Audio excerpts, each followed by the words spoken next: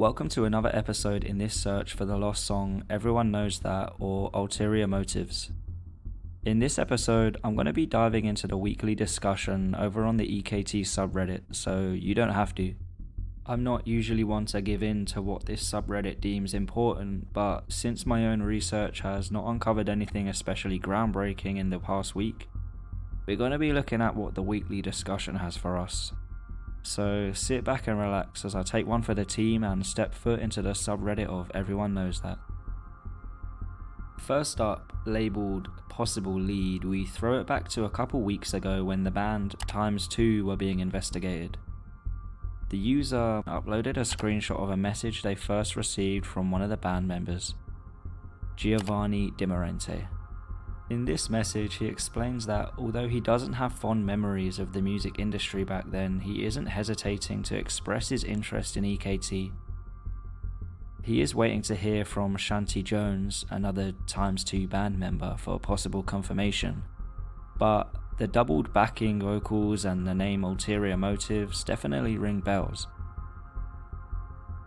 After a bit of time, Giovanni himself took to the subreddit to post an update, which was then removed due to his account not having enough karma. God, I hate this subreddit so much. However, he touched on a few points. I'll put a screenshot of what he wrote so you can pause the video. First of all, the power of suggestion is probably in full swing here. The familiar sound of this snippet is probably creating a lot of false memories with the people of the community. The nostalgic sound takes your mind back to maybe a school disco or something equally nostalgic, but doesn't mean you were actually hearing it. It's just the familiar sounding melody that tricks your mind into thinking it was actually being played way back when. Second, he quickly mentions that it could be something from a niche radio station in Europe, or AI, showing that he is not disregarding other theories which could still be viable. He has contacted another band member called Shanti and is waiting to hear from them, but once again he explains that it all could just be the power of suggestion. He signs off by explaining his reasoning for swearing blind when confronted by any of this EKT mayhem, and wishes us the best of luck in our search. If you're watching this, Giovanni, then on behalf of the EKT community, I just want to say thank you. Next up in the weekly discussion, we have Twinsy Lohan and their post about their interview with the news outlet Dazed. This article is pretty cool, but it's more drawn out than a Ybxrds gaming video. Touching on liminality, the pink boombox, and the storm the snippet has brewed on TikTok, I can only assume that whoever wrote this article has been digging around this lost media case for a while, because it was bringing up points that even I forgot about. I'll leave the article in the description if you want to take a look, because I would do anything to make sure none of you have to venture over to that cursed EKT subreddit. After inevitably touching on the possibility of the song being AI, the article finishes by asking the question: say this was just a 20-second jingle for a furniture commercial. Would you be filled with sadness because of a full song not actually existing, or would you feel happy that it was found? Let me know in the comments. Staying on the subject of articles, the third point in this weekly discussion is not too dissimilar. The popular news outlet, The Guardian, must have picked up on this crazy EKT hype and decided to jump on the bandwagon.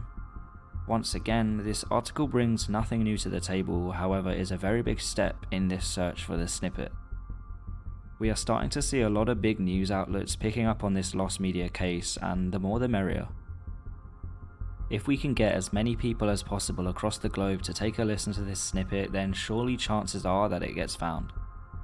Maybe one day someone will come out and say, oh yeah, I know this song, look, I have the whole album on CD. But for now, all we can do is wait.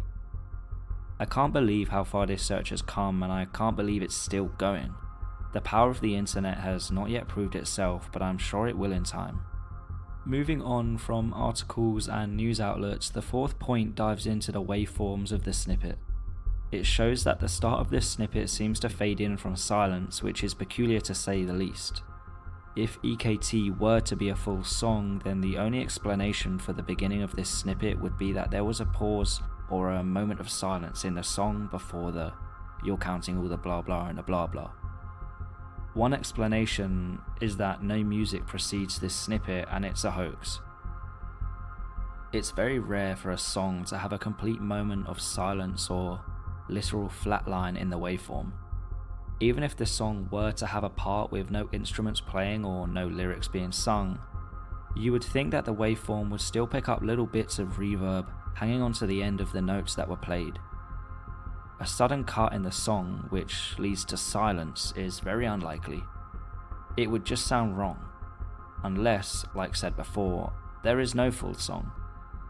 There is definitely a possibility that this song was made for an ad, and there is only 20 seconds of it that exist. Anyway, I'm not going to dive into the fifth and final post in this weekly discussion as there was too many numbers in it, and it's too early in the day for me to be high enough to even attempt to understand them. However, if you do want to check it out, then I'll leave the link down in the description. Once again, I'd rather do anything than make any of you venture into that cursed subreddit. That's going to be it for this video.